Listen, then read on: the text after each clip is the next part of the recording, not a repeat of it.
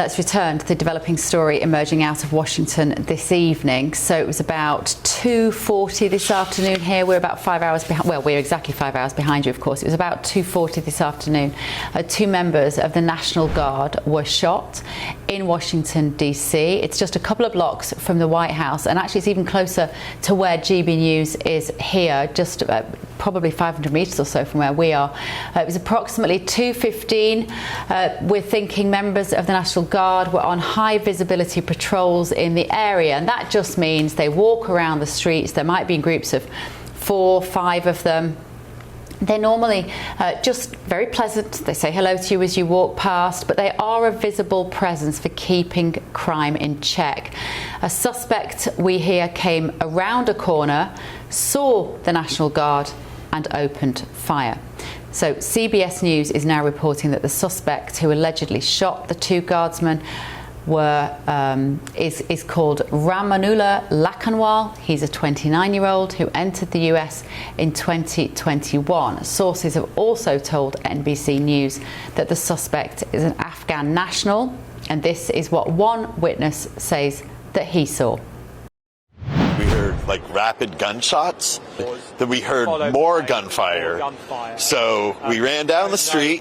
They had a person pinned on the ground yelling at him to stay down, and there was broken glass in the bus stop.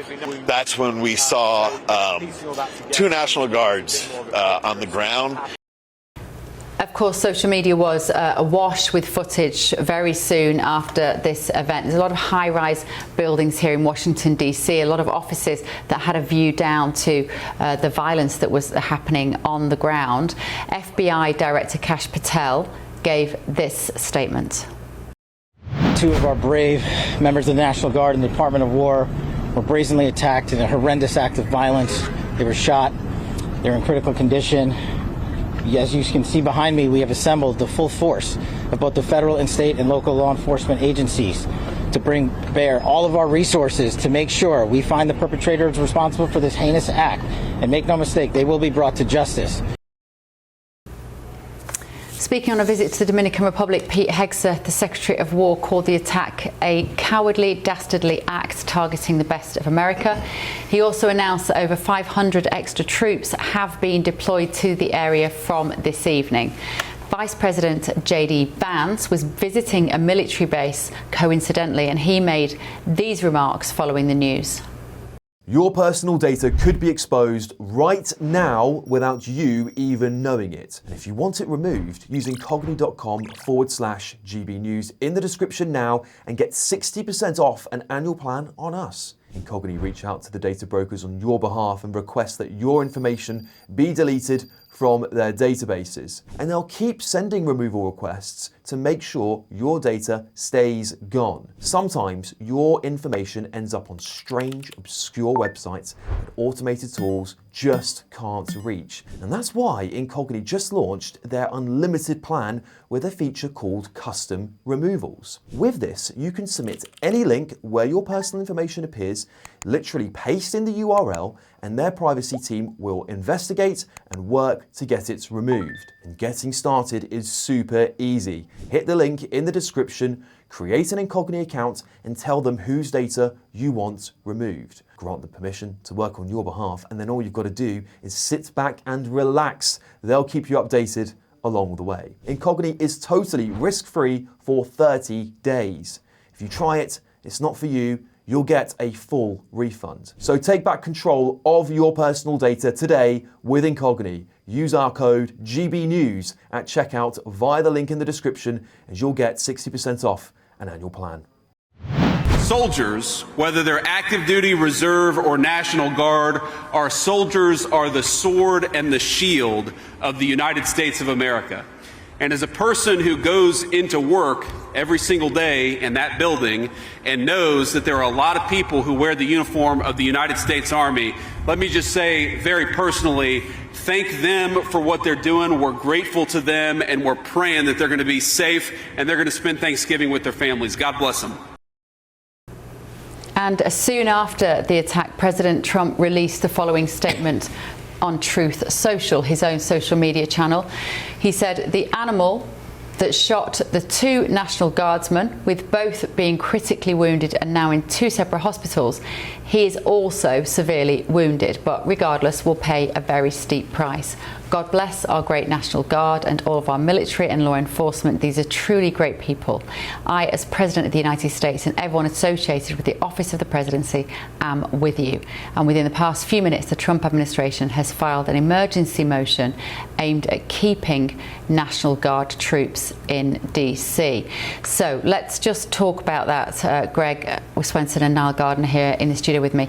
Why does Trump need to file an emergency motion to keep the National Guard in DC? In case there's any risk of because it has to be done on a temporary basis. So I think, the president wants to ensure that there's no risk that National Guard will be removed by some rogue judge, some activist judge who, even if they don't win ultimately, could at least have the National Guard removed. It's really important. It's been great for this city. It could be great for Chicago and New York, but in the meantime, it's been effective in Memphis, Tennessee as well. So this is a big issue, and I think, if anything, we'll get more National Guard, not less. Because you spend a lot of time in Chicago. I do. And you are conscious that the crime there is out of control. Of course, and it's similar to, you saw the subway attempted homicide last week with pouring gasoline and burning this poor woman.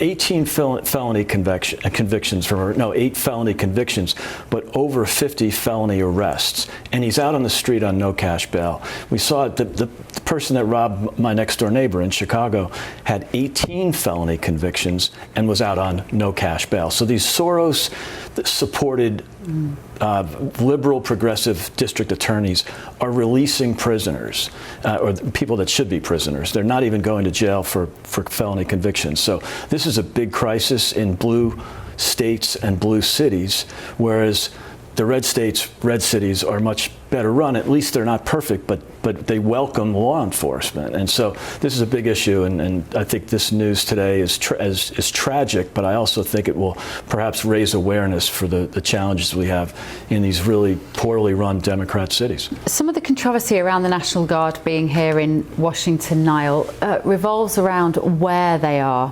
And some people say, well, they aren't in the areas that really need them, because there are obviously crime is high, has traditionally been high in Washington, D.C. It's a very diverse city. There are pockets of poverty in Washington. And some people have said, well, the National Guard look great on the streets where the tourists might be, and it makes people feel reassured, but they're not within the communities that really need them. Do you think that's true? Well, I think that actually we need to see the National Guard actually in the main tourist areas and also around the White House.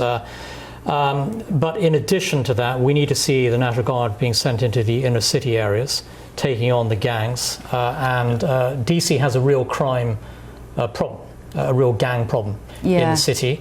And I do think we need to see the National Guard being aggressively placed in the worst high crime areas of Washington, D.C. It's outrageous that you have some of the most dangerous parts of the country in the nation's capital, thanks to decades of left-wing liberal policies. And as Greg pointed out, wherever you have the Democrats in charge, crime is sky high in the United States. But where you have conservatives in charge, crime is far, far lower.